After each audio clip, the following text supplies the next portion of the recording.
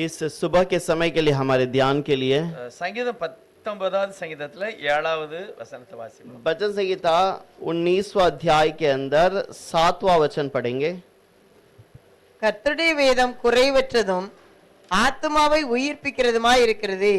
கர்த்தருடைய சாட்சி சத்தியமும் பேதையை ஞானியாக்குகிறதுமாய் இருக்கிறது. यहोवा की व्यवस्था खरी है, वह प्राण को बहाल कर देती है।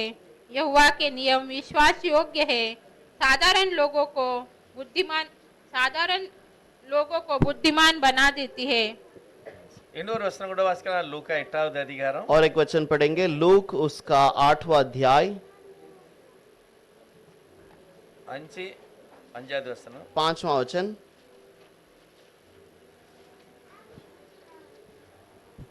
एक बोने वाला बीज बोने निकला और बोते हुए कुछ मार्ग के किनारे गिरा और रौंदा गया और आकाश के पक्षियों ने उसे चुग लिया। விதைக்கிறவன் ஒருவன் விதையை விதைக்க புறப்பட்டான். அவன் விதைக்கையில் சில விதை வழி அருகே விழுந்து மிதியுண்டது. ஆகாயத்து பறவைகள் வந்து அதை பட்சித்து போட்டது. கர்த்தர் ஸ்தோத்திரம். இன்னொரு வசனம் கூட வாசிப்போம். 18வது வசனம் லூக்கா 8. और एक वचन पढ़ेंगे लूक 8 का 18वां अध्याय। ஆதலால் நீங்கள் கேட்கிற விதத்தை குறித்து கவனியுங்கள். உள்ளவன் எவனோ அவனுக்கு கொடுக்கப்படும், இல்லாதவன் எவனோ அவன் தனக்கு உண்டென்று நினைக்கிறதும் அவனிடத்தில் இருந்து எடுத்துக்கொள்ளப்படும் என்றார். इसीलिए चौकस रहो कि तुम किस रीति से सुनते हो, क्योंकि जिसके पास है उसे दिया जाएगा और जिसके पास नहीं है उसी से वो भी लिया जाएगा जिससे वह अपना समझता है। கர்த்தர் ஸ்தோத்திரம். प्रभु की महिमा हो।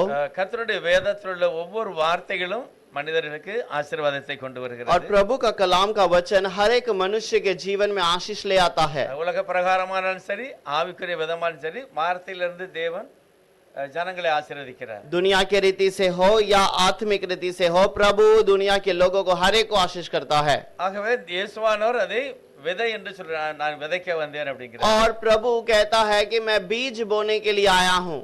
இன்னொரு வசனம் வாசித்தோம். அந்த வார்த்தையை கேட்கிறவர்கள். और एक जगह पे हमने पढ़ा है कि वचन को सुनने वाले, அதுதான் ஒரு பாக்கியமான ஒரு காரியம். और ये एक धन्य की बात है। தேவனுடைய வார்த்தை வெறுமையா இல்ல, प्रभु का वचन व्यर्थ के लिए नहीं, அது வல்லமுள்ளதாக ஆசீர்வாதமா இருக்கிறது. और वो सामर्थ भी है और आशीषित भी है। ஆனா யாரு கேட்கிறார்களோ அதை பற்றி தான் அதனுடைய ஆசீர்வாதம். और जो उसे सुनते हैं उनके लिए वो आशीष है। மத்தேயு 13வது அத்தியாயத்துல मत्ती का 18वां अध्याय, அதே விதைக்கிறவனுடைய ஓமையை ஆண்டவர் சொல்கிறார். और वही बीज बोने वाले के दृष्टांत को प्रभु कहता है। அடுத்து மார்க் 4ல சொல்லி இருக்கிறது. उसके बाद मार्क 4 में लिखा है, அடுத்து லூக்கா 8வது அதிகாரத்துல लूक 8वें अध्याय पर। இதுல எல்லாமே இயேசுவானவர் எப்படி விதைத்தார் அப்படிங்கறத பற்றி சொல்லுகிறார். और ये सारे चीजों में प्रभु कैसे बीज बोया ऐसा कहता அதே है। வசனத்தை தான் நம்மளும் கூட கேட்கிறோம். आज उन्हीं वचनों को हम भी सुनते हैं। எந்த வசனத்தை? कौन से वचन को? இயேசுவானவர் சொல்லி போன அதே வசனத்தை தான் கேட்கிறோம். यीशु ने जो कह के गया था उसी वचन को आज हम सुनते हैं। அவருடைய வசனத்தை கேட்ட अनेक பேருள்ள வாழ்க்கையில வித்தியாசமான பலன் இருந்தது. और उसका कहा हुआ शब्द के अंदर बहुतों के जीवन में बदलावट था। பைபிள் சொல்லுது ஒரு சிலர் 100%ல ஆசீர்வதிக்கப்பட்டார்கள். कुछ लोग कहते हैं कि 100 गुना में आशीष पाया, ஒரு சிலர் 60%, और कुछ 60 गुना, ஒரு சிலர் 30%. और कुछ 30 गुना। என்ன எதனால இப்படிப்பட்ட ஒரு மாற்றம்? क्यों ऐसा बदलावट है? இதைத்தான் நம்ம சிந்திக்க போகிறோம். इसी के ऊपर ध्यान करेंगे। நம்ம ஒவ்வொருவருக்கும் ஆசீர்வாதமா இருக்க வேண்டும். और हम हर एक के लिए आशीषित होना चाहिए। हम सब प्रार्थना करें। மகிமையான சர்வவல்லமுள்ளவரே ஸ்தோத்திரம். महिमा का सर्वशक्तिमान प्रभु, உன்னுள்ள வார்த்தைகளை நாங்கள் கேட்டோம். जीवन के वचनों को हमने सुना है। கர்த்தர் அன்று முதல் இன்று வரைக்கும் நீர் உம்முடைய சித்தத்தையே வார்த்தையாக வெளிப்படுத்துகிறீர். प्रभु आपके वचनों को अलग अलग बातों को आपने प्रकट करके दिया। கேட்கிறவர்கள் நிச்சயமாய் பாக்கியவான்கள். और जो सुनते हैं वो जरूर धन्य हैं। வாசிக்கிறவர்கள் பாக்கியவான்கள். बढ़ने वाले धन्य हैं, நடக்கிறவர்களும் கூட பாக்கியவான்கள். चलने वाले भी धन्य हैं। இந்த காலை வேளையில் நம்முடைய வார்த்தைகளை நாங்கள் வாசித்து தியானித்து நித்தியத்துக்கு நேராய் நடக்க உதவி செய்யுங்க. और इस सुबह के समय में वचन को ध्यान कर पढ़ने के लिए आप मदद कीजिए। ஒவ்வொரு இருதயமும் தேவனுடைய வசனத்தை புரிந்து கொள்ளட்டும். हर एक वचन आपके कार्य को प्रकट करे। இயேசு கிறிஸ்துவின் நாமத்தினால यीशु के नाम से मांगते हैं पिता, ஆமென். आमीन। இப்போ இந்த ஸ்டோரி நம்ம எல்லாருக்குமே தெரியும். अब ये वचन हम सब जानते हैं எல்லா மூணு புக்ல இந்த ஸ்டோரி வருது. और तीनों पुस्तक में ये बातें कही गई है। அதாவது மத்தேயு 13:8 और मत्ती का 13वां अध्याय 8वां वचन, மார்க் 4வது அதிகாரம் அதே மாதிரி 8 मार्क 4 अध्याय उसका 8वां वचन, அதே மாதிரி லூக்கா 8:8 और लूक 8 का 8वां वचन। இந்த 8வது வசனத்தை சொல்லப்பட்டதெல்லாம் அது எப்படி பலன் கிடைச்சது. और ये 8वां वचन में जहां पर भी लिखा है ये कैसा उसका फल मिला है। நிறைய பேருடைய வாழ்க்கையில என்ன நினைக்கும் அப்படின்னா, और बहुतों के चीजों में हमने क्या सोचा है, வழியில விழுந்திருக்கு, और जो रास्ते के सड़क पर गिरा है பலன் கொடுக்க முடியல, और वो फल नहीं दे पाया, முள்ளு உள்ள விழுந்திருக்கு, और जो कांटों के बीच में गिरा அதுவும் பலன் கொடுக்க முடியல, और वो भी फल नहीं दे पाया, பாறையில விழுந்தது, और जो पत्थरों पे गिरा है அதுவும் பலன் கொடுக்க முடியல. वो भी फल नहीं दे पाया। இதுல குற்றம் வந்து யாருடையது? और इस पे दोष किसका है? விதைச்ச ஆளா இல்ல கேட்ட ஆளா? और जो बोया उसका दोष है या जो सुना उसका दोष है? நிறைய பேருக்கு என்ன நினைக்கும்னா, விதைச்சாலே தப்பான இடத்துல விதைச்சிருக்கிறாரு. बहुत सारे लोग सोचते हैं कि बोने वाला गलत स्थान पर बो दिया, இது விதைச்சது இயேசுவானவர். और ये बोने वाला यीशु है, அவர்தான் விதைச்சாரு. और उसी ने तो बोया। அவரே சொன்னார், விதைக்கும் போது இப்படி எல்லாம் விழுந்தது அப்படிங்கிறார். उसने कहा कि हम बोने के समय पर ऐसे ऐसे जगह पर बीज बोया गया है। விதை எப்படி எல்லாம் விதைக்கப்படுகிறது உலகத்துல? और वो बीज कहाँ कहाँ पर कैसे कैसे बोया गया है। முதல் உலகத்துல விதையை விதைச்சது யாரு? और पहला जमीन पे बीज बोने वाला कौन है? தேவன் வார்த்தையாக வித்தை விதைத்தார். और परमेश्वर ने अपने शब्द से बीज को बोया, அவர் சொன்னார், அது வித்தாக மரங்களாக செடிகளாக வளர்ந்தது. और उसने कहा वो वहां पर बीज और पेड़ और पौधे बन गए। அடுத்து என்ன, எப்படி மனிதர்கள் விதைத்தாங்க? उसके बाद मनुष्य ने बोना शुरू किया। விதைகள் எப்படி எல்லாம் பரவுது தெரியுமா? और बीज कैसे कैसे यहाँ वहां फैल जाता है। மனுஷர்கள் விதைக்கிறாங்க, मनुष्य बोता है, இனி எப்படி எல்லாம் பரவுது? और कैसे वो बोया जाता है। 7ஆம் கிளாஸ்லயே வந்திருக்கு, பறவைகள் மூலமா பரவுது. और कहा हम 7वीं कक्षा में पढ़ते हैं कि वो पक्षियों के द्वारा भी बोया जाता है। ஒரு சில விதைகள் காற்றிலேயே பறந்து அது பரவுது. कुछ बीज हवा में उड़कर यहाँ वहां फैल जाते हैं। ஒரு சில விதைகள் தண்ணீர்ல ஆற்றுல மிதந்து போய் இன்னொரு இடத்துக்கு போய் அங்க போய் அது முளைக்கும். और कुछ बीज नदियों में यहाँ वहां बहकर कहीं कोने में जाकर फिर उगना शुरू हो जाता है। எப்படியோ அது தானாவே விழுது, எந்த இடத்துல விழுதோ அது அந்த பலனை கொடுக்கும். और वो कहीं पर भी जहाँ गिरता है वहां पर अपना फल बोना शुरू कर देता இது है। அப்படி இல்ல. लेकिन ये ऐसी बात नहीं है। ஆளு நல்ல ஆளு, और बोने वाला सही व्यक्ति है, அந்த விதையும் நல்ல விதை, और बीज भी अच्छा बीज है, நிலமும் நல்ல நிலம். और जो जमीन है वो भी अच्छी जमीन है। ஏன் வித்தியாசமான பலன் கொடுத்து? लेकिन क्यों इसका फल अलग अलग है? 1 கொரிந்தியர் 3வது அதிகாரத்துல பவுல் சொல்லுகிறார், और पौलुस कहता है நான் நட்டேன், पहला कोरिन्थियों के अंदर मैंने बोया, அப்போலோ நீர் பாய்ச்சினார், और अपोलो ने उसके लिए पानी दी, ஆனா தேவன் அதை விளைய செய்தார். लेकिन बढ़ाने वाला प्रभु है। அவன் பவுலுடைய செய்தி, और पौलुस का संदेश, அந்த செய்தியில இன்னும் ஜனங்கள் வளர்வதற்கு அப்போலோடைய ஆலோசனை, और वो संदेश में और अधिक बढ़ने के लिए अपोलो का जो सहारा, ஆனா இத கவனித்த ஜனங்களை பார்த்து கர்த்தர் அவளை ஆசீர்வதிக்கிறார். और इसे ध्यान से सुनने वाले को प्रभु बढ़ाता है। இயேசுவனுடைய காலத்துக்கு பிறகு நடந்த ஊழியம், और यीशु मसीह के समय के बाद होने वाला जो सभा है, பவுல் அந்த விதையை விதைக்கிறார், வார்த்தையை. पौलुस उस बीज को बोता है, वचन को। அதுக்கு பிறகு அப்போலோ என்கிறவர் அந்த ஆவிக்குரிய வாழ்க்கைக்கு ஆலோசனை கொடுக்கிறார். और उसके बाद अपोलो उस आत्मिक बातों के लिए थोड़ा और सहारा की बातों बताता है। ஏற்றுக்கொண்ட ஜனங்களை ஆசீர்வதிக்கிறது ஆண்டவர். और जो वचन को सुनते हैं उनको प्रभु आशीष करता है। ஆசீர்வாதத்துக்காக வேண்டி தவ இருக்க வேண்டிய அவசியம் இல்ல. और आशीष पाने के लिए इंतजार करके प्रार्थना करने की आवश्यकता அதுக்கு ஒரு नहीं, உபவாசம், उसके लिए उपवास, அதுக்காக ஒரு விசேஷ கூட்டம் அதுக்கு தேவையில்லை. उसके लिए अलग इंतजार करके प्रार्थना करने की आवश्यकता नहीं। ஆகம 28ல முதலாவது கர்த்தர் சொல்லுகிறார், व्यवस्था विवरण में पहला परमेश्वर कहता है, நான் சொல்லுகிற இந்த வார்த்தைகளின்படி யாரு கேட்கிறார்களோ அவர்கள் ஆசீர்வதிக்கப்படுவார். और मैं कहने वाले इन शब्दों के अनुसार जो सुनता है वो आशीषित पाता है। எல்லா விதமான ஆசீர்வாதம் போட்டிருக்கு. उसके अंदर सारी आशीषें लिखी गई है। உங்களுடைய வீட்டுக்குள்ள ஆசீர்வாதம், तेरे घर के अंदर आशीष होगी, நிலத்துல ஆசீர்வாதம், तेरे जमीन में आशीष होगी, மிருக ஜீவன்கள்ல, और तेरे जानवरों के बीच में, சரீரத்துல, तेरे शरीर में। இது எல்லாமே ஆண்டவர் சொல்கிறார், நான் சொன்ன இந்த வார்த்தையின்படி யார் நடக்கிறார்களோ அவர்கள் அப்படி और ஆசீர்வதிக்கப்படுவார்கள். ये सारे आशीषों को मेरे वचन के अनुसार जो चलता है उन्हें दिया गया है, அதுக்கு கீழ்ப்படியாதவர்கள்லாம் சாபமா இருப்பார்கள் என்று அவரே சொல்லியிருக்கிறார். और उसका जो पालन नहीं करते हैं वो आशीषित, उसका उसके बाद में के वचनों के बारे में लिखा है, அது சபிக்கப்படுவார்கள் இருக்கிறது. वो श्रापित होंगे करके लिखा है। புதிய ஏற்பாடுல யோவான் 3:16 இருந்து கீழே 18 வரை பார்த்தோம் அப்படின்னா, नए नियम के अंदर यूहन्ना 3 के अंदर जो 16 से 18 तक अगर वचन देखें, இயேசுவானவர் சொன்ன வார்த்தைகளை கேட்டு நம்பினவன் ஆசீர்வதிக்கப்படுவான். यीशु के वचन को सुनकर पालन करने वाला आशीषित होगा, நம்பாதவர்கள் और जो उसको स्वीकार नहीं किया है தண்டிக்கப்படுவார்கள், ஆக்கினைக்கு தீர்ப்புக்குள்ள போயிடுவார்கள். और वो दंड के योग्य के अंदर चले जाएंगे।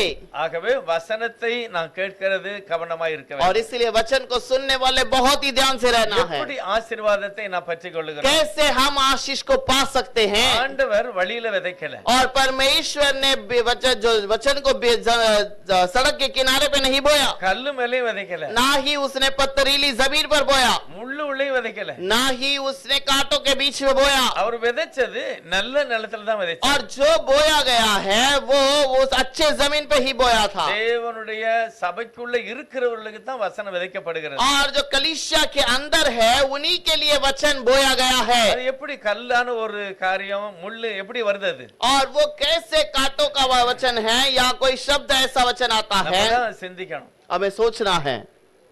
விதைச்சாலும் நல்ல ஆளுதான், बोने वाला तो सही है, வசனமும் நல்ல விதைதான், वचन भी अच्छा वचन है, நிலமும் நல்ல நிலம். जमीन भी अच्छी ஆனா जमीन ஏன் है। வித்தியாசமான பலனை கொண்டு வந்தது? क्यों उसका फल अलग अलग तरीके से ले आया गया? எதனால வித்தியாசம்?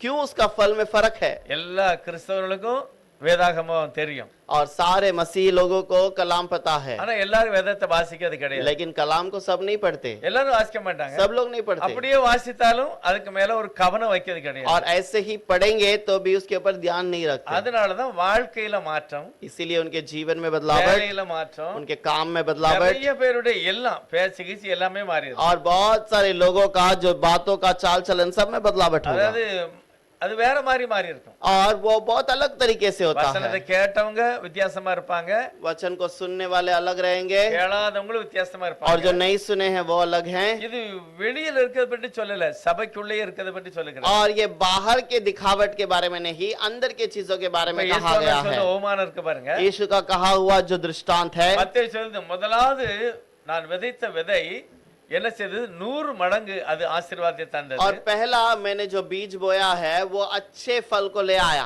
அடுத்து என்னாச்சா? 60, और उसके बाद वो 60 गुना, அடுத்து 30, उसके बाद 30 गुना, மேல இருந்து அப்படியே கீழே போயிருக்கு. और वो ऊपर से नीचे की तरफ आ गया। மார்க் சொல்லும்போது मार्क कहने के समय पर அவர் என்ன சொல்கிறார்? முதலாவது 30, वो कहता है 30 गुना, அடுத்து 60, उसके बाद 60 गुना, அடுத்து 100. उसके बाद 100 गुना, அப்படியே தேவன் ஒரு மாற்றத்தை வளர்ந்திருக்கு. और वो वैसे ही वो चीजें बढ़ने लगी। ஆனா லூக்கா 8வது அதிகாரம் 8வது வசனம், लूक 8वां अध्याय का 8वां वचन, ஒரே ஒரு குறிப்பு தான் போட்டிருக்கு, और நல்ல நிலத்துல விழுந்தது 100 மடங்கு ஆசீர்வதிக்கப்பட்டது. और अच्छे जमीन पे गिरने वाला 100 गुना फल लाया है। ஒரு கரையில இது காலங்களையும் குறிக்கிறது, और एक बात पर ये समयों को बताता है, 7 சபை காலங்கள்ல எப்படி சபை கிரியை செய்தது, और 7 कलीसिया के समय पर कलीसिया अपना कार्य कैसे करता है, எப்படிப்பட்ட சூழ்நிலையில ஜனங்கள் வழி और நடத்தப்பட்டாங்க. कैसे कैसे परिस्थिति में लोग चलाए गए हैं। எல்லாம் ஊழியம் நிறைய இடங்கள்ல பாத்தீங்கன்னா அது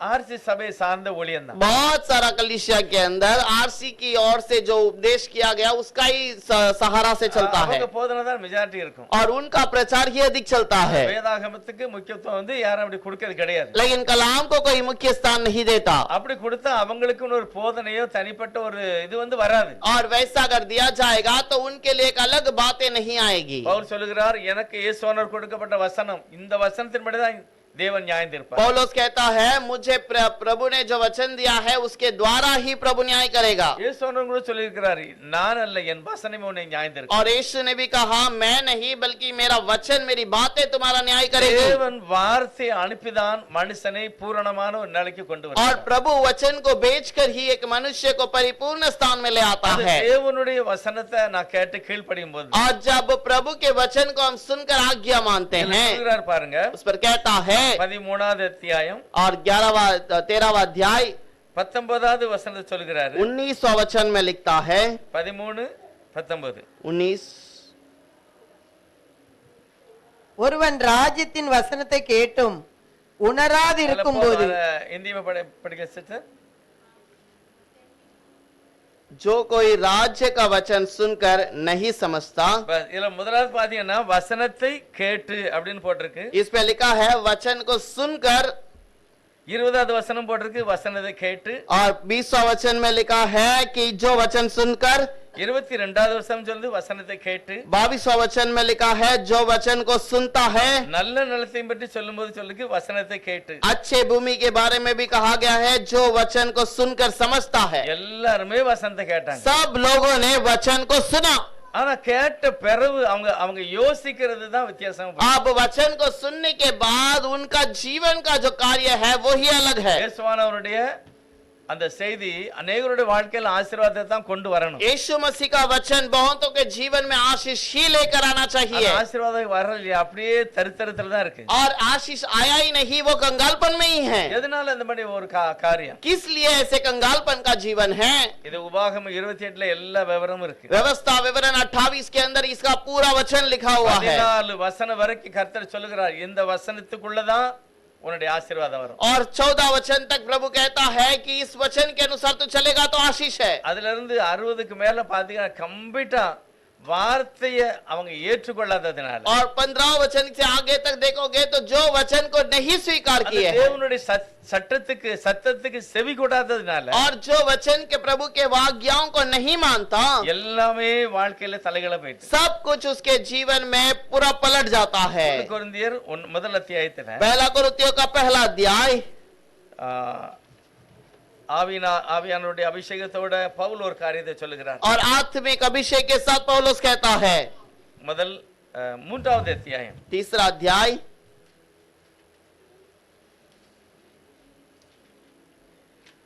3வது அத்தியாயத்துல முதல் வசனம் சொல்லுகிறது, पहला वचन में लिखा है, மேலும் சகோதரரே நான் உங்களை ஆவிக்குரியவர்கள் என்று எண்ணி உங்களுடனே பேசக்கூடாமல் மாம்சத்துக்குரியவர்கள் என்றும் கிறிஸ்துவுக்குள் குழந்தைகள் என்றும் எண்ணி பேச வேண்டியதாயிற்று। हे भाइयों, मैं तुमसे इस रीति से बातें न कर सका जैसे आत्मिक लोगों से, परंतु जैसे शारीरिक लोगों से और उनसे जो मसीह में बालक है। அதாவது நல்ல மாதிரி உங்களுக்கு வசனத்தை நான் சொல்ல முடியல அப்படிங்கிறார்। अब मैं तुमको वचन को सही से समझा नहीं पा रहा। சண்டே கிளாஸ்ல நீங்க பாத்தீங்கன்னா எப்படி நடத்துவாங்க சின்ன குழந்தைகளுக்கு அந்தப்போ, और छोटे बच्चे जो संडे क्लास में हैं, நிறைய பேர் பாத்தீங்கன்னா சின்ன பொம்மையை கையில மச்சி அதை ஆட்டி அவங்க பேசுவாங்க, பொம்மை ஆடும்। और वो बहुत सारे लोग अपने हाथ में एक खिलौना का रखकर वैसे बातें करने जैसा करते हैं, और वो खुद बातें करते हैं। ஆனா அதே காரியத்தை பெரிய ஆட்களுக்கு செய்தா என்ன பைத்தியம்னு நினைப்பாங்க। और वही बात बड़े बच्चों के, बड़े लोगों के सामने करेंगे तो लगेगा ये क्या पागल के जैसे काम कर சின்ன रहा है। பிள்ளைகளுக்கு அது புரியாது, அது அப்படிதான் சொல்லிக் கொடுக்கணும்। अब छोटे बच्चों को समझ में नहीं आता, उन्हें वैसे ही सिखाना पड़ता அத है, அவளுடைய இருதயத்துல பதியும், அவங்களுக்கு புரிஞ்சுக்கிடும்। और वो उनके हृदय में बैठ जाता है, उन्हें समझ भी आता है। பவுல் சொல்கிறார் சபைக்குள்ள இருக்கிற விசுவாசியை பார்த்து, और लेकिन पौलुस कहता है कि कलीसिया के अंदर रहने वालों நான் को, உங்களை சின்ன பிள்ளை மாதிரி தான் பார்த்து பேச வேண்டியதா இருக்கு। मैं तो तुम्हें बालक के समान समझकर बातें करता हूँ, உங்களால அந்த சத்தியத்தை புரிய முடியல तुम அப்படிங்கிறார்। ये सच्चाई को समझ नहीं पा रहे हो। தேவனுடைய வார்த்தை வித்தாக அல்லது விதையாக இருக்கிறது। और परमेश्वर का वचन एक बीज के अनुसार है। 1 கொரிந்தியர் 15வது அதிகாரத்துல पहला कुरिन्थियों का 15वां अध्याय पर அவர் மனுஷனுடைய வாழ்க்கையில் எப்படிப்பட்ட ஒரு மாற்றத்தை பெற்றுக்கொள்வார்கள், मनुष्य के जीवन में कैसे बदलावट को पाता है, அதையும் கூட விதையை போல அவர் எடுத்து காட்டுகிறார்। उसे भी वो बीज के समान बताता है। 1 கொரிந்தியர் 15:35ல पहला कुरिन्थियों का 15वां अध्याय, ஆகிலும் மரித்தோர் எப்படி எழுந்திருப்பார்கள், எப்படிப்பட்ட சரீரத்தில் வருவார்கள் என்று ஒருவன் கேட்டால், यदि तुमसे कोई पूछे कि जो मर गए हैं वो कैसे जी उठेगा, புத்தியினனே நீ விதைக்கிற விதை செத்தால் ஒழிய அது உயிர்ப்பிக்க விட மாட்டாதே। और हे निर्बुद्धि, यदि वो बीज नीचे जमीन पर गिरकर वो उगा नहीं जाता तो वो कैसे फिर से आएगा। நீ விதைக்கிற பொழுது, और तू जब बीज बोता है மேல் வருகிற பலனை நீ விதைக்கல, और वो जो अभी के फल को नहीं आएगा, சாதாரணமான விதை விதைத்தாய், वो साधारण बीज को बोया, அது மரித்து அதுக்கு பிறகு ஒரு புதிய பலனை கொண்டு வருகிறது. और वो फिर से नया फल को ले आता है। அதே போலதான் उसी மரித்தோரின் உயிர்த்தெழுதலும் இருக்கும். और जो मरे हुए का जी उठना भी होगा। எல்லாருடைய மாம்சமும் வித்தியாசமா இருக்கும். और सबका मांस अलग होगा। அவருடைய உயிர்த்தெழுதலும் வித்தியாசமா இருக்கும். और उसका जो पुनर्दान भी अलग रहेगा। வானத்துக்குரிய மேனிகள் இருக்கு, பூமிக்குள்ள மேனியும் உண்டு அப்படிங்க. और जो आकाश की जो बड़ाई भी है, पृथ्वी की बड़ाई भी है। வானத்துல இருக்கிற ஒன்றுமே பெருகாது. और जो आकाश में स्वर्ग में है वो बढ़ता नहीं है, அது அப்படியே தான் இருக்கும். और वो वैसा ही रहेगा। ஆனா பூமியில அப்படி இல்ல. लेकिन पृथ्वी में ऐसा नहीं। எல்லாமே பெருகக்கூடிய வளரக்கூடிய ஒரு ஆசீர்வாதத்தை கர்த்தர் और வைத்திருக்கிறார். सारे चीजें बढ़ने का प्रभु एक आशीष को देता है। ஆனால் எப்படிப்பட்ட நிலம் அதுதான் நம்ம பார்க்கிறோம். और कैसा प्रकार का जमीन है उसे हमें समझना है। தேவனுடைய வார்த்தையில ஆசீர்வாதம் இருந்தது. प्रभु के वचन में आशीष तो है। 13வது அதிகாரம் மத்தேயு 13:19 சொல்லி இருக்கிறது. मत्ती में 13:19 में लिखा है, ஆண்டவர் சொல்லுகிற வசனத்தை ஒருத்தன் கேட்டான். और प्रभु के कहा हुआ शब्दों को एक वचन बच्चे ने सुना। ஆனா அது உணராம அதை கேட்டு உணரும் போது और जब उस वचन को समझकर उसको समझ लेता है, பொல்லாதவன் வந்து என்ன செய்கிறானா, और जब तब बुरा व्यक्ति क्या அந்த करता है, இதயத்திலே விதைக்கப்பட்டதை எடுத்து போடுகிறான். அவன் தான் வழி அருகே விதைக்கப்பட்டான். और वो हृदय के अंदर की बातों को वो दूर करता है। यही सड़क के किनारे गया, बोझा गया। நேரத்திலே நடக்கும், கொஞ்ச நேரத்திலே. ये थोड़े समय के लिए होता है। அதாவது கொஞ்ச நேரத்திலே இந்த காரியம் நடக்கு. थोड़े समय से ये बातें होती है। இது சபையை விட்டு வெளியே போகல. और ये कलीसिया से बाहर नहीं जाता, சபைக்குள்ளே இருக்காங்க. कलीसिया के अंदर ही ஆனா அந்த है। வசனம் என்ன செய்யல, ये वचन क्या करता, உள்ளே போகல, வெளியே அது காலி ஆயிடுச்சு. ये अंदर नहीं आता है, ये बाहर ही खत्म हो जाता இவங்கள है। தான் சொல்றாரு வழி அருகே விதைக்கப்பட்டவங்க. और इसी के बारे में कहता है कि सड़क के किनारे बोए गए, இருதயம் சரியா இல்ல. और उनका मन सही नहीं है। அந்த வசனம் உள்ளேயும் போகல. वो वचन अंदर भी नहीं என்ன गया, பேசுனாங்கன்னு தெரியாது. वो क्या बातें किया वो भी पता नहीं। வசனம் நல்லதுதான், वचन तो अच्छा है, இருக்கிற இடமும் நல்ல இடம், और रहने वाला स्थान भी सही है, சொல்லுகிறதும் நல்லதுதான். और जो कहने वाला बात भी सही है। எதனால வசனம் கிரியை செய்ய முடியும்? क्यों ये वचन कार्य नहीं कर पाया? ஏற்றுக்கொள்ள ஆளு கேட்டாங்க, क्योंकि அதை அங்கீகரிக்கல. सुनने वाले ने तो सुना, लेकिन उसे वो अपने लिए समझ कर नहीं लिया। அடுத்து சொல்கிறார் பாறையை பற்றி சொல்லும்போது उसके बाद वो चट्टान के बारे में कहता है, 20வது வசனம் சொல்லுகிறது, 20वां वचन पर, இவங்க கண்டிப்பா அந்த வசனத்தை நல்லா கேட்டாங்க. इन्होंने ये वचन को सुना तो है, ரொம்ப சந்தோஷம். बहुत अच्छी बात है, வசனத்தை கேட்டா ஆசீர்வதிக்கப்படும். और वचन को सुनकर आशीषित होंगे। வசனத்தை கேட்டாச்சுன்னா நமக்கு எல்லாம் காரியம் எல்லாம் வாய்க்குமா? वचन को सुनने के बाद क्या हमारे जीवन में सब सफलता होगी? நிறைய பேர் அதுக்காக வேதம் வாசிட்டு வெளியே போறது. बहुत सारे लोग इस कारण कलाम पढ़कर बाहर जाते हैं। ஆசீர்வாதமா இருக்கணும், आशीषित होना चाहिए, போகிற காரியம் நடக்கணும், நல்லா இருக்கணும். मैं जो कार्य के लिए जाता हूँ सफल होना चाहिए। அதனால ரொம்ப சந்தோஷமா அதை செய்வாங்க. बहुत खुशी से इन बातों को करते हैं। 21 சொல்லுது, ஆனாலும் அந்த வார்த்தைக்கு உள்ள வல்லமை அல்லது அங்கீகரிக்கப்படவில்லை. और फिर भी आगे लिखा है, उस वचन को स्वीकार करने वाला मन नहीं அது है, வளர்வதற்கு, அது வேறு விடுவதற்கு இடம் கொடுக்கவில்லை. और उसको जड़ पकड़ने के लिए उसके लिए स्थान नहीं दिया। ஏதோ ஒரு பிரச்சனை வருகிறது, அதை விட்டுட்டு போயிட்டாங்க. कोई तो समस्या आया, उसे छोड़कर चला गए। பைபிள்ல இது பார்க்கும்போது எல்லாருமே வசனத்தை கேட்டாங்க, और कलाम को देखने के समय पर सब लोगों ने वचन ஆனா सुना, யாருமே வார்த்தைக்கு தங்களை ஒப்பு கொடுக்கவில்லை. लेकिन किसी ने वचन के लिए अर्पण नहीं किया। 22வது வசனம் அப்படிதான் சொல்லுகிறது. 22वां वचन में भी यही लिखा நல்ல है, வார்த்தைகளை இயேசுவானவர் சொன்ன வார்த்தைகளை கேட்டாங்க, और जो प्रभु का अच्छे वचन को सुना है ரொம்ப சந்தோஷப்பட்டாங்க. बहुत अच्छा खुश हुए। ஆனா உலக கவலையும் பணம் மேல ஒரு ஆசை வரும்போது, और दुनिया के रीति से जब तकलीफ या दुख आई, இதுவும் நெருக்குது.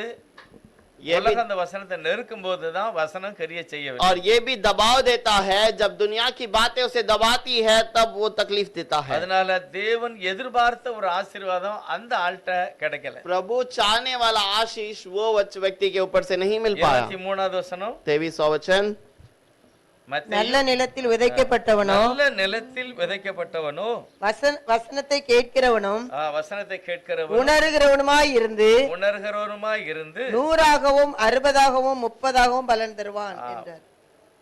जो अच्छी भूमि में बोया गया, यह वो है जो वचन को सुनकर समझता है और फल लाता है, कोई 100 गुना, कोई 60 गुना, कोई 30 गुना. நல்ல வார்த்தைகளை கேட்டு அங்கீகரித்தவர்கள் और जो अच्छे वचन को सुनकर स्वीकारने वाला, கண்டிப்பா என்ன செய்யணும், வாழ்க்கையில ஒரு எதிர்பார்ப்பு இருக்கு. और जरूर अपने जीवन में कुछ इंतजार होना चाहिए, கொஞ்சம் கண்டிப்பா பேச்சு மாறணும், थोड़ा बात बदलना चाहिए, அவருடைய நடவடிக்கை எல்லாமே கொஞ்சம் மாறணும் கண்டிப்பா. तुम्हारा चाल चलन बदलना चाहिए, அப்பதான் தேவனுடைய வசனம் ஒரு ஆளுக்குள்ள இருக்குங்கிறது தெரியும். और तब ही तुम्हारा बातें प्रभु के अंदर है ये पता ஏன்னா चलता है। ஆண்டவருடைய வசனம் சொல்லும்போது ஏசாயா 55:11 சொல்கிறார், ऐसा 55 के अंदर 15 में कहता है, நான் சொல்லுகிற வசனத்துக்கு வந்து பவர் இருக்கு, और मैं कहने वाले बातों के अंदर அதுல सामर्थ्य है, ஆசீர்வாதம் இருக்கு, इस पे आशीष है, அது சும்மா விழுந்துட்டு வெறுமையாலாம் வராது. वो केवल गिरकर व्यर्थ पे नहीं நான் जाएगा, விரும்புகிறத கண்டிப்பா அந்த வசனம் मैं செய்யும். जो चाहता हूँ उस कार्य को पूरा करेगा। அது எப்படி செய்யுமா? वो कैसे करेगा? 55வது அதிகாரம் ஏசாயால 11வது வசனம் சொல்லுது, यशायाह 55 के अंदर, அப்படியே என்ன செய்கிறது, அப்படியே என் வாயிலிருந்து புறப்படும் வசனமும் இருக்கும். வாயிலிருந்து புறப்படுகிற வசனம் இருக்கும், அது வெறுமையா என்னிடத்தில் திரும்பாமல் அது கண்டிப்பா அது வெறுமையாக வராது, அது நான் விரும்புகிறதை செய்து நான் விரும்புகிறதை செய்து, நான் அதை அனுப்பின காரியம் ஆகும்படி வாய்க்கும். அப்ப தேவன் விரும்புகிறத கண்டிப்பா செய்யும். और प्रभु जो चाहता है उस कार्य को वो पूरा करता है। उसी प्रकार से मेरा वचन भी होगा, जो मेरे मुख से निकलता है वो व्यर्थ ठहरा कर मेरे पास न लौटेगा, परंतु जो मेरी इच्छा है उसे वह पूरा करेगा, और जिस काम के लिए मैंने उसको भेजा है उसे वह सफल करेगा। தேவன் நிறைய நன்மையான காரியங்களை நினைச்சுதான் அந்த வசனத்தை அனுப்புது. और प्रभु भलाई की बातों को सोचकर ही इन बातों को भेजता है। எப்படியாவது இந்த ஜனங்கள் பிழைத்துக் கொள்ள வேண்டும், वचन को पाकर ये लोग कैसे ना कैसे बच जाए, சுகமா இருக்கணும், ये चंगाई से रहें, சமாதானமா இருக்கணும், और ये समाधान से रहे। அடுத்து அவர் சொல்கிறார் பாத்தீங்கன்னா, அந்த வசனம் அந்த வாழ்க்கையில ஒரு பெரிய ரட்சிப்பை மட்டும் இல்ல, ஒரு பெரிய விடுதலை கூட கொண்டு और வருகிறது. उसके बाद वो कुछ कार्य को कहता है, ये एक छुटकारे को भी ले आता है। நீங்கள் என்ன செய்வீங்க, மகிழ்ச்சியோட புறப்பட்டு சமாதானமா இருப்பீர்கள், और ये तुम खुशी से निकलकर आनंदित रहोगे, நீங்கள் கட்டப்படுவீர்கள், तुम बांधे जाओगे, நீங்கள் வாழ்ந்திருப்பீர்கள், तुम सफलता से रहोगे, பாடுகிற கைதட்டி பாடுகிற ஒரு நல்ல மரங்களை போல இருப்பீர்கள், और जो ताली बजाकर गीत गाते हैं वैसे एक अच्छे पेड़ के समान रहोगे, முட்செடிக்கு பதிலாக தேவதாரு விருட்சம் முளைக்கும், और जो அதாவது काटीलों के बदले में நல்ல மரம் கனி கொடுக்க முடியும். अच्छा फलदारी पेड़ बनोगे। இன்னொரு வார்த்தையில போட்டா மிருது செடின்னு போட்டுருக்கு பாருங்க, மிருது செடி. और उसके बाद और एक वहां पर जो वृक्ष के बारे में डाला है, 13வது வசனம் வாசிக்கலாம், 13वां वचन पढ़ेंगे। முட்செடிக்கு பதிலாக தேவதாரு விருட்சம் முளைக்கும், காஞ்சொரிக்கு பதிலாக மிருது செடி எழும்பும், அது கர்த்தருக்கு கீர்த்தியாகவும் நிர்மூலமாகாத நித்திய அடையாளமாகவும் இருக்கும்.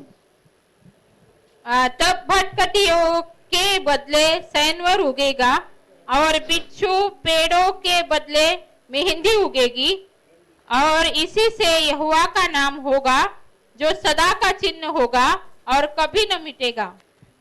இந்தியில மேதின்னு போட்டிருக்கு, और हिंदी में मेहंदी करके இந்த लिखा செடி है। அதிகமா எல்லாத்தையும் கிடையாது, இஸ்ரேல் தேசத்துல மட்டும் இருக்கு. और ये जो पेड़ सब जगह पे नहीं है, केवल इजराइल देश पर है। இவர்கள் கூடார பண்டிகை வைக்கும்போது, கூடார பண்டிகை அதாவது காடுகள்ல சபையை சுற்றி இருக்கிற இடங்களை என்ன செய்வாங்க, கூடார பண்டிகை கூடாரம் போட்டு அங்க ஒரு 7 நாள் இருப்பாங்க. और जब तंबुओं का त्योहार है तो इजराइल देश में शहर से बाहर तंबू में रहते हैं, அப்பொழுது இந்த செடியெல்லாம் அந்த கூடாரத்துக்கு மேல போடணும்னு போட்டிருக்கு. और तब ये सारे जो पेड़ के पत्तों को अपने तंबू पे डालना है करके लिखा மிருது है। செடியில அவ்வளவு ஒரு ஆசீர்வாதம் இருக்கிறது, और वो मेहंदी के जो पेड़ में ऐसे आशीष है, விஷப்பூச்சி கிட்ட வராது, और वो जो कीड़े मकोड़े पास में नहीं आता, கொசு கூட வராது, ना ही कोई मच्छर आता है। தேவன் தன்னுடைய ஜனங்களுக்கு ஒரு பெரிய பாதுகாப்பாக வைத்திருக்கிற செடி தான் அந்த செடி. और परमेश्वर लोगों के बचाव के लिए रखा गया पेड़ है। அதுல சொல்ற வசனத்தை கேட்டவனுடைய வாழ்க்கையில இப்படிப்பட்ட ஆசீர்வாதத்தை கர்த்தர் தருகிறார். वचन को सुनने वाले के जीवन में ऐसे आशीष को प्रभु देता है। இதே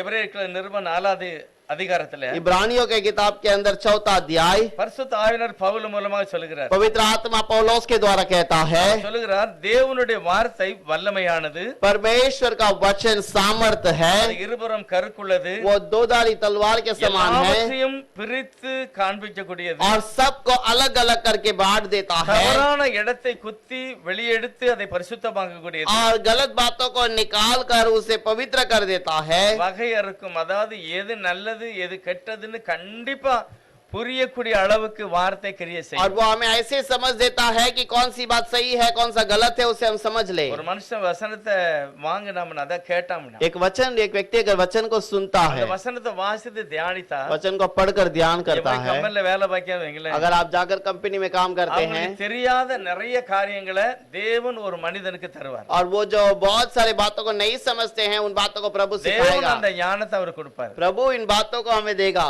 தேவனுடைய வார்த்தைக்குள்ள இருக்கிற மகிமை அந்த மனுஷனுக்கு ஞானமாக புத்தியாக கர்த்தர் கொடுக்கிறார். और प्रभु उस व्यक्ति को वैसा ज्ञान और बुद्धि देता है, அவன் செய்கிற வேலையில எல்லாத்துலயும் वो ஆசீர்வாதம். करने वाले हर काम में आशीष होगी। உதாரணத்துக்கு யோசேப்பு, और उदाहरण के लिए यूसुफ, தேவனுடைய வார்த்தை அவருடைய இருதயத்தில் இருந்தது. और प्रभु का हृदय उसके मन में था, அவங்க அப்பாவுடைய போதனை, उसके पिता का प्रचार, ஆபிரகாமுடைய போதனை अब्राहम का संदेश யோசேப்புடைய இருதயத்தில் இருந்ததுனாலதான் यूसुफ के मन में था, इसीलिए அவன் செய்கிற அத்தனை காரியத்திலுமே கிருபை கர்த்தர் வெளிப்பட்டார். और उसके कहने वाले सारे कार्यों में प्रभु वहां पर दिखाई दिया।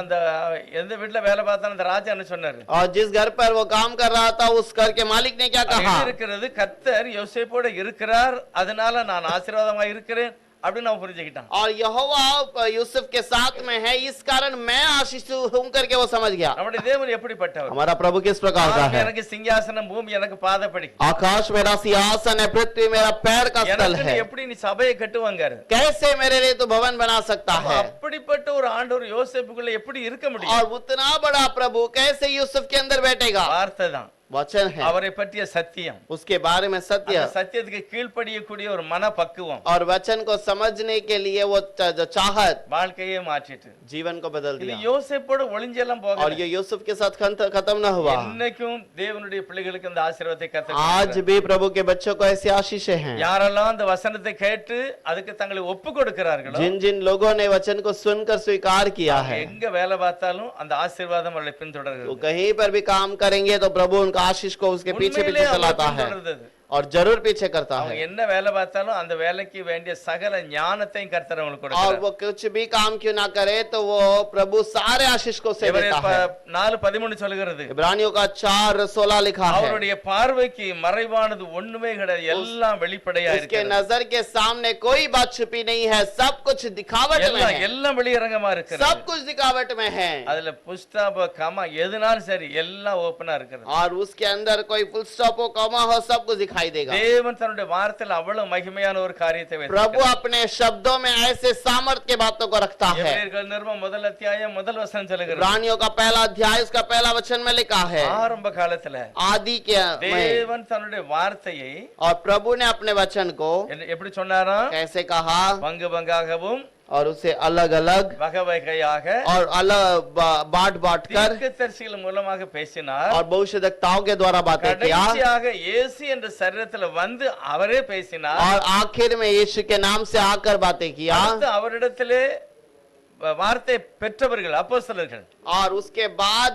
प्रभु ने उसको प्रेरितों ने जो बात किए हैं, அந்த அதாவது தேவனுடைய இப்ப இயேசுவானவர் மூலமா கொடுக்கப்பட்ட வார்த்தை இப்ப எங்க வருது, அப்போஸ்தலருடைய செவிக்கு வருகிறது. और यीशु मसीह के द्वारा बताया गया बातें जब प्रेरितों के कान में आया, இப்ப அவங்க நிருபங்களாக எழுதி நமக்கு தந்திருக்காங்க. अब वो लोग वहां पर एक किताब के रूप में लिखकर हमें दे दिया है। தீர்க்கதரிசிகள் மூலமாய் பேசினவர், भविष्यद्वक्ताओं के द्वारा बातें किया, அப்போஸ்தலர் மூலமாய் பேசினவர், प्रेरितों के द्वारा जो बातें இன்னைக்கு किया, நிருபங்களாக நமக்கு இருக்கிறது. आज हमें पत्र के रूप में मिला है। இதுக்கு ஒரே ஒரு காரியம் என்ன, और ये कारण क्या है, தேவனுடைய மனிதர்களாய் வாழ வேண்டும். और परमेश्वर के बच्चे बनकर हमें जीना है। இழந்து போன ஆசீர்வாதத்தை தேவனுடைய பிள்ளைகள் பெற்றுக்கொள்ளணும். खोए हुए आशीष को मसीह लोग पाने चाहिए, அதுதான் ரொம்ப முக்கியமான ஒரு காரியம். और यही एक मुख्य बात है। தேவன் தன்னுடைய வசனத்தை அனுப்பி தான் எல்லா காரியங்களையும் செய்கிறார். परमेश्वर अपने वचन को बेचकर सारा कार्य करता है। 2 தீமோத்தேயு 3 அதிகாரம் दूसरा तीमोथी का तीसरा अध्याय 16 17 வசனத்துல 16 और 17 वचन,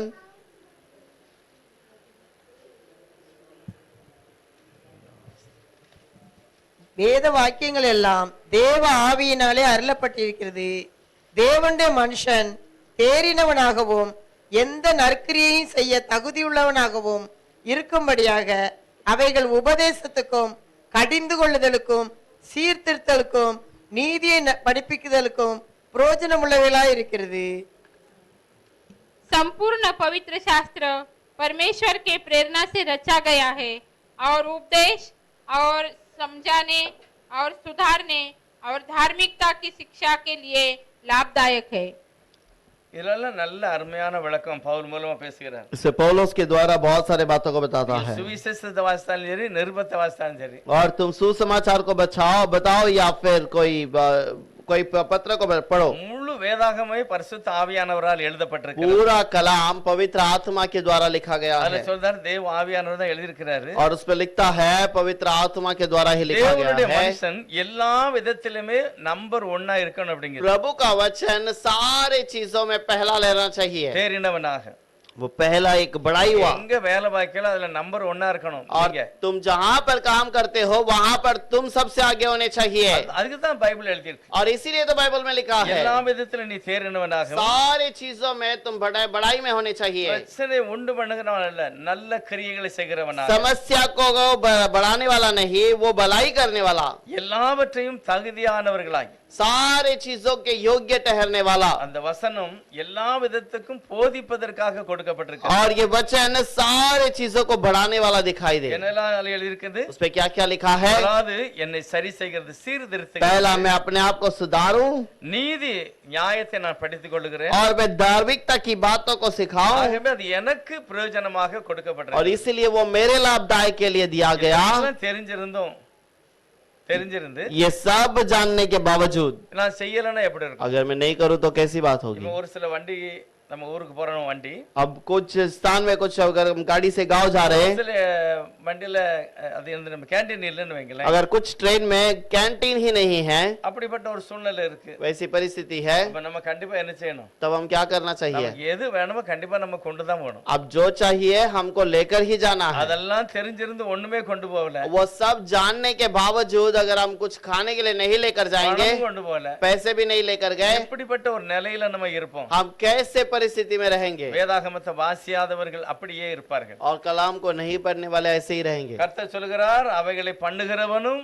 அவைகளை நம்புகிறவனும் அதே மாதிரி தான் இருப்பான். और प्रभु कहता है उसको बनाने वाला और उसको मानने वाला वैसा ही रहेगा, வேற வழியே கிடையாது. और कोई रास्ता नहीं। தேவன் தன்னுடைய ஜனங்களுக்கு நீதி நியாயத்தை படிச்சு கொடுக்கிறதுக்கும், और प्रभु अपने कार्य में धार्मिकता के सही बातों को सिखाने के அவங்க लिए, வீட்டுல ஆனாலும் சரி வேலையிலாலும் சரி எல்லாத்திலும் தேறி நம்பர் 1 இருப்பதுக்கு, और वो सारे चीजों में पहला व्यक्ति बनने के लिए, அதுக்கு தான் தேவன் பேசுகிறார். और इसीलिए प्रभु बातें करता है। சொல்லி இருக்கிறது லூக்கா 8வது அதிகாரத்துல, और लूक का जो 18वां अध्याय के अंदर 8वां अध्याय அந்த 18வது வசனம் வாசிப்போம். லூக்கா 8:18. और 8 के अंदर 18 वचन पढ़ेंगे।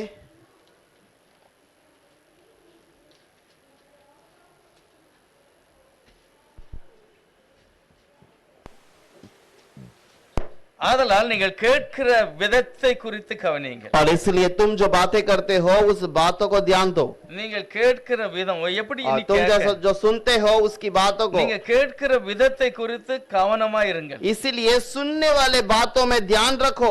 ஏனென்றால் உள்ளவன் எவனோ அவனுக்கு கொடுக்கப்படும். इसलिए जो है, जो जिसके पास है उसे दिया जाएगा। தேவன் மேல யாருக்கு அன்பு இருக்கோ, மரியாதை இருக்கோ, கீழ்ப்படிதல் இருக்கோ அவனுக்கு தான் தேவன் மறுபடியும் கொடுப்பார். और जिसके ऊपर प्रभु का आदर है, प्रभु का दया है, प्रभु का अनुग्रह है, उसी को प्रभु देगा। இப்படிப்பட்ட காரியம் இல்லாதவன்ட்ட அவன்ட்ட இருக்கிறதையும் தேவன் எடுத்து விடுவார். और जिसके पास ये बातें नहीं है, उसके पास जो है उसे भी प्रभु ले लेगा। அப்ப நல்ல நிலம் நல்ல ஆண்டவர் தான், और अच्छा जमीन अच्छा ही बातें हैं, நல்ல ஜனம், और अच्छा लोग हैं। கேட்கிற விதம் தான் தவறா இருந்ததுன்னா தவறாவே முடிஞ்சிடும். अगर गलत बातें रहेगी तो गलत में ही अंत हो जाएगा। கர்த்தர் நம்மளை பரிசுத்தத்துக்கு என்று அழைத்திருக்கிறார். और प्रभु हमें पवित्रता के लिए बुलाया है, யார்கிட்டயும் போய் கையை ஏந்துவதற்கு நம்மளை படைக்கல. और किसी के सामने जाकर हाथ फैलाने के लिए नहीं बुलाया। தேவனிடத்திலிருந்து பெற்றுக்கொள்ள வேண்டும். प्रभु से हमें पाना है।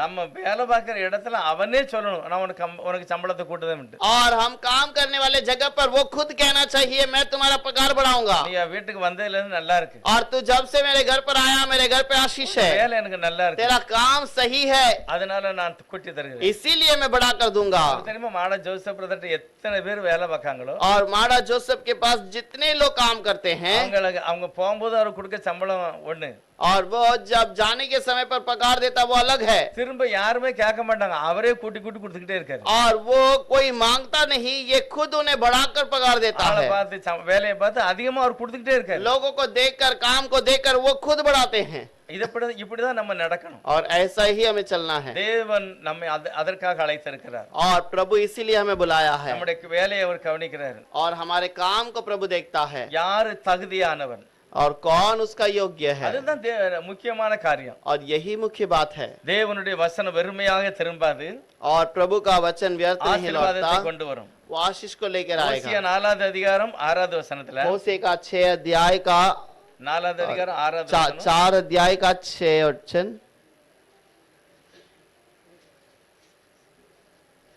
என் ஜனங்கள் அறிவில்லாமையால் சங்காரமாகிறார்கள். और मेरे लोग निर्बुद्धि के समान मर जाते நீ हैं. அறிவை வெறுத்தாய், और तूने ज्ञान को इनकार किया, ஆகையால் நீ ஆசாரியனாய் இராதபடி நானும் உன்னை வெறுத்தேன். और इसीलिए तू याजक ना बने, इसलिए मैंने भी तुझे इनकार किया. நீ உன் தேவனுடைய வேதத்தை மறந்தாய், और तू प्रभु के कलाम को भूल गया, ஆகையால் நானும் உன் பிள்ளைகளை மறந்து விடுவேன். इसलिए मैं भी तेरे बच्चों को भूल जाऊंगा. அது யாரு வர பாதிக்கு? ये किसको तक तकलीफ होती है? வம்சத்தையே பாதிக்கு. वो एक पीढ़ी को तकलीफ होती है. ஒரு தலைவன் அல்லது ஒரு முக்கியமான மனுஷன் வேதத்துக்கு செவி கொடுக்கல அப்படின்னா, अगर एक मुख्य व्यक्ति कलाम को ध्यान नहीं देता है, அவருடைய வாழ்க்கையில அவங்களுடைய குடும்பத்தையும் கூட அது பாதிக்கும். और वो प्रभु के लोगों का, उसके बच्चों के तक वो तकलीफ ஆண்டவரே, देगा. மறந்தவனை தான் நீர் மறக்கணும், பிள்ளையா நீர் மறக்கீர். हे प्रभु, जिसने तुझे भूला उसी को आप भूल जाइए, क्यों उनके बच्चों को भूल जाते हैं? பைபிள் சொல்லுது, நான் அவனை மட்டும் இல்ல உன் பிள்ளைகளையும் மறப்பேன் அப்படிங்கிறார். प्रभु कहता है केवल उसको नहीं, उनको बच्चों को भी भूल जाऊंगा. கர்த்தர் தன்னுடைய வசனத்தை அனுப்பி ஜனங்களை உயிர்ப்பிக்கிறார். और प्रभु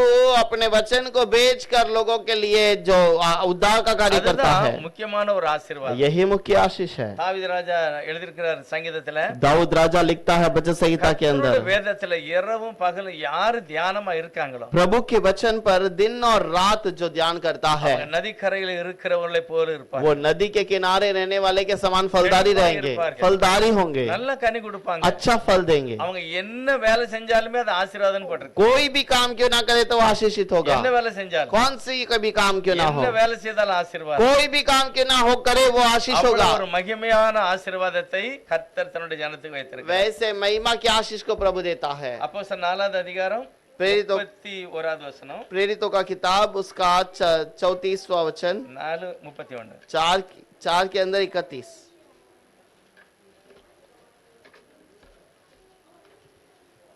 அவர்கள் ஜெபமணின போது அவர்கள் கூடியிருந்த இடம் அசைந்தது. அவர்கள் எல்லாரும் பரிசுத்த ஆவியினால் நிரப்பப்பட்டு தேவ வசனத்தை தைரியமாய் சொன்னார்கள். जब वे प्रार्थना कर चुके तो वह स्थान जहाँ वे इकट्ठा थे हिल गया और वे सब पवित्र आत्मा से परिपूर्ण हो गए और परमेश्वर का वचन हिवाई से सुनते रहे. வசனமும் ஜெபமும் வசனமும் அவருடைய வாழ்க்கையில பெரிய ஆசீர்வாதத்தை கொண்டு வந்தது. प्रार्थना और वचन उनके जीवन को आशीष ले आया. 8வது அதிகாரம் 15வது வசனத்துல அப்போஸ்தலர் 8वां अध्याय का 15 15वां वचन, उन्होंने जाकर उनके लिए प्रार्थना की कि पवित्र आत्मा पाए, उसके बाद क्योंकि वह अब तक प्रभु यीशु के नाम से बपतिस्मा लिया था.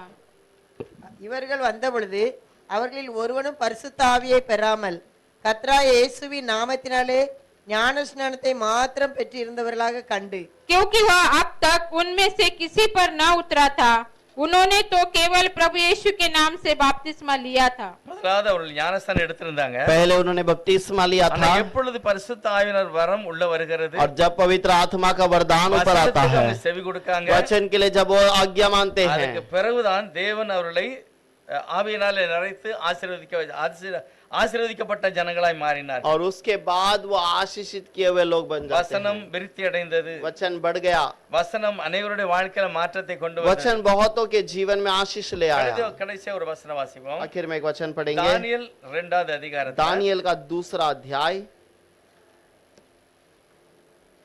20வது வசனம். 20वां वचन, பின்பு தானியேல் சொன்னது, தேவனுடைய நாமத்துக்கு என்றென்றைக்கும் உள்ள சதா காலங்களிலும் ஸ்தோத்திரம் உண்டாவதாக, ஞானமும் வல்லமையும் அவருக்கே உரியது.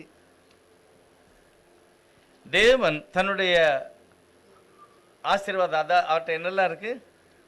प्रभु अपने पास आशीषों को जो भी उसके पास है அவர்ட்ட என்ன வச்சிருக்கிறார் கரங்கள்ல क्या वो अपने हाथों में रखा है ஞானம் வல்லமை இதெல்லாம் கர்த்தர் வைத்திருக்கிறார் ज्ञान और जो सामर्थ्य प्रभु रखा है அவர் காலங்களையும் சமயங்களையும் மாற்றுகிறவர் वो समय को बदलता है ஏனடா எல்லா அதிகாரத்தையும் அவர் தான் வச்சிருக்கிறார் क्योंकि सारे अधिकार को वही रखा है ராஜாக்களை தள்ளி ஒரு ராஜாவை ஏற்படுத்துகிறார் और वे राजा को गिराकर दूसरों को नियुक्त करता है ஞானிகளுக்கு ஞானத்தையும் और ज्ञानवान को ज्ञानवान அறிவாளிகளுக்கு அறிவையும் அவர்தான் கொடுக்கிறார் और ध्यान को ध्यान करता है और बुद्धिमान को बुद्धिमान बनाता है தேவன் தானியேலோடு இருந்து இப்படிப்பட்ட மகிமையான காரியத்தை செய்கிறார் प्रभु दानियल के साथ रहकर ऐसे महान कार्य करता தானியேல் है அடிமையாக தான் இருந்தார் और दानियल गुलाम था ஆனால் தீர்க்கதரிசன புஸ்தகம் ஒரு கையில இருக்கிறது और भविष्यद्वक्ता का किताब उनके हाथों में है எரேமியா தீர்க்கதரிசியை வாசித்து தான் அவர் ஜெபம் பண்ணுகிறார் यिर्मयाह भविष्यद्वक्ता के किताब को पढ़कर ही वो वचन आगे पढ़ता அந்த है வசனத்துக்கு தன்னை ஒப்பிட்டு அதுல எழுதியிருக்கிற எல்லா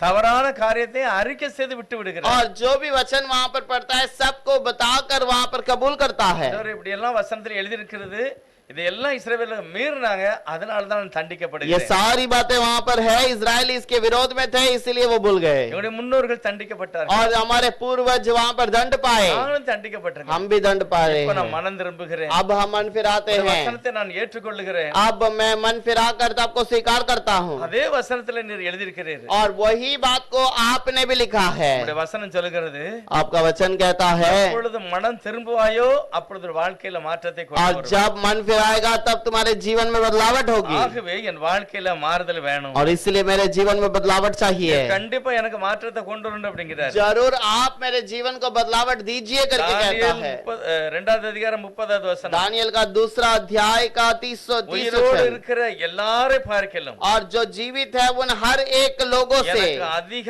ஞானம் உண்டு அப்படினால இல்ல और मुझे अधिक ज्ञान है इसीलिए नहीं ராஜாவுக்கு அர்த்தத்தை சொல்லணும் और राजा को अर्थ को बताना है ஆகவே தேவன் அந்த அர்த்தத்தை மட்டும் சொல்ல முடியும் வேற யாரும் சொல்ல और முடியாது केवल प्रभु ही वो अर्थ बता सकता है और தேவன் कोई என்னோடு नहीं இருக்கிறதை உறுதிப்படுத்தி காண்பிக்கும்படி உன்னோட நான் பேசுகிறேன் और அப்படிங்கிறார் प्रभु मेरे साथ है इसे बताने के कारण मैं इस बातों को तुझे समझाता हूँ தானியேலோடு எப்படி கர்த்தர் இருந்தார் दानियल के साथ प्रभु कैसे था அவன் தேவனுடைய வார்த்தையோடு இருந்தார் वो प्रभु के संग में था வசனத்துல சொல்லப்பட்ட சத்தியத்தின்படி அவர் உபவாசம் அவருடைய வாழ்க்கை எல்லாம் இருந்தது और जो कलाम के अनुसार उसके जीवन में उपवास और सारी चीजें थी அதுதான் அவருடைய வாழ்க்கையில ஒரு பெரிய ஆசீர்வாதத்தை கொண்டு வந்தது और वही उसके जीवन में आशीष ले आया பழைய ஏற்பாட்டுல கர்த்தருடைய ஆசாரியர்களுக்கு ஒரு கட்டளை கொடுக்கிறார் और वो आशीष जो चेलों को एक बात को बताता है யாரு ராஜாவானாலும் சரி और कोई भी राजा क्यों ना बने நியாய பிரமாணத்தை எழுதி அவன் கையில கொடுக்கணும் और व्यवस्था को लिखकर उसके हाथों में देना है ஜனங்கள் மத்தியில வாசிக்கப்படணும் लोगों के बीच में वो पढ़ा जाना चाहिए அப்பதான் அவங்க ஆசீர்வாதமா இருக்க तब முடியும் ही वो आशीषित जाकर बनेंगे வயல்வெளிகளும் ஆசீர்வாதமா இருக்கும் उनका खेत के अंदर आशीष होगी அவருடைய ராஜ்ய ஸ்தானமும் ஆசீர்வாதமா இருக்கும் उसका राजबार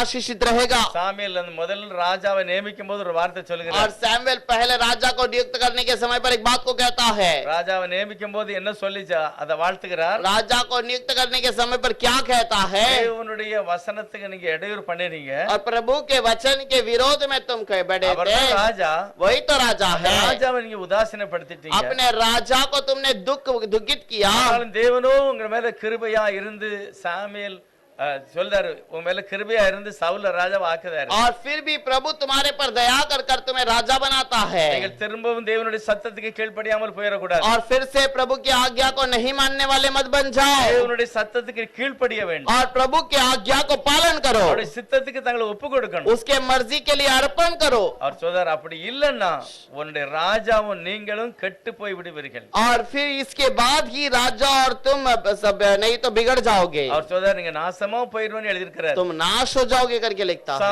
சாமுவேல் அப்படி சொல்றார் सैमुएल ऐसा कहता है தேவன் வசனத்தை அனுப்பி நம்மை ஆசீர்வதிப்பதற்காக அழைத்திருக்கிறார் परमेश्वर वचन को बेचकर हमें आशीष करने के लिए बुलाता है அழைத்திருக்கிறார் हमें बढ़ाने के लिए बुलाता है ஆகவே தேவன் நல்லவர் इसलिए प्रभु भला है வசனம் நல்லது और उसका वचन अच्छा है நம்முடைய இருதயம் நல்லது और उसका हमारा वचन अच्छा है வசனத்துக்கு கீழ்ப்படிந்தா और वचन का पालन करेंगे तो கீழ்ப்படியாத இருதயம் வழியை போல இருக்கும் और जो आज्ञा नहीं मानता है वो सड़क के किनारे के समान होगा கீழ்ப்படியாதவர்கள் பாறையை போல இருப்பார்கள் और जो आज्ञा नहीं मानते वो चट्टान के समान होंगे கீழ்ப்படியாதவர்கள் முட்புதரை போல और இருப்பார்கள் जो नहीं मानते हैं वो कांटों के समान होंगे தேவன் விரும்புகிற ஆசீர்வாதத்தை அனுபவிக்க முடியாது और प्रभु जो चाहता है वो आशीष को नहीं पा सकते हैं हैं। கேட்கிறவர்கள் கவனமாக கேட்கும்போது ஆசீர்வாதம். इसलिए सुनने वाले ध्यान से सुनेंगे तो आशीष है। தேவனுடைய வசனத்துக்கு நாம் செவி கொடுப்போம், நாம் ஆசீர்வதிக்கப்பட்டவர்களாக இருப்போம். प्रभु के वचन को हम पालन करेंगे तब आशीषित होंगे, சுகபலத்தோடு வாழுவோம். चंगाई भलाई से रहेंगे, காரணம் சகல ஆசீர்வாதத்தை கர்த்தர் தன்னுடைய வார்த்தையின் மூலமாய் கொடுக்கிறார். क्योंकि सारा आशीष प्रभु हमें देता है। கர்த்தர் இந்த மகிமையான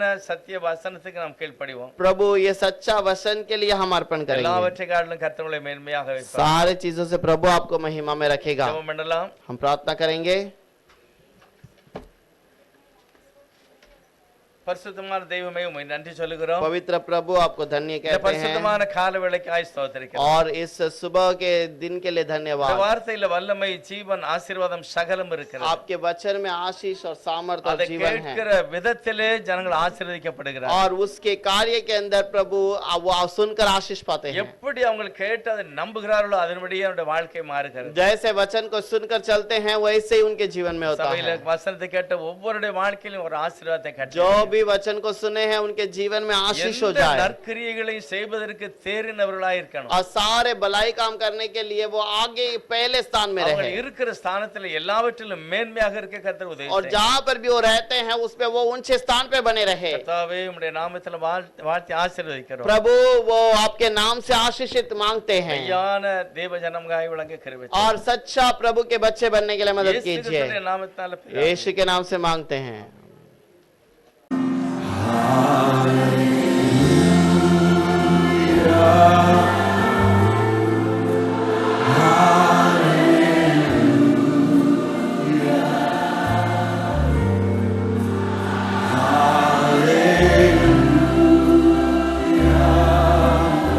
Thank you, Jesus. Hallelujah. Hallelujah.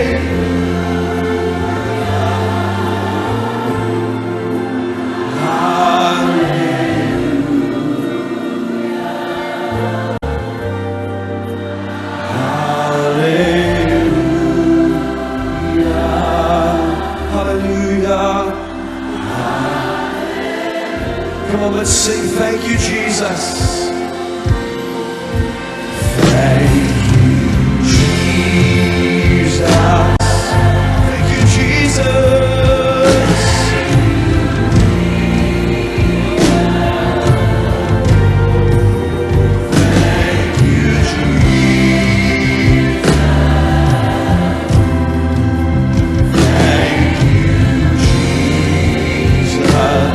Thank you, Jesus. Thank you, Jesus.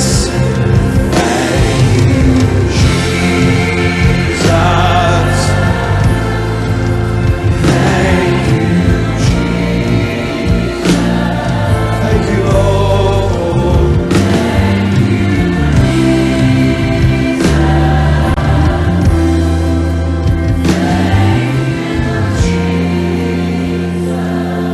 Let's sing this. Holy,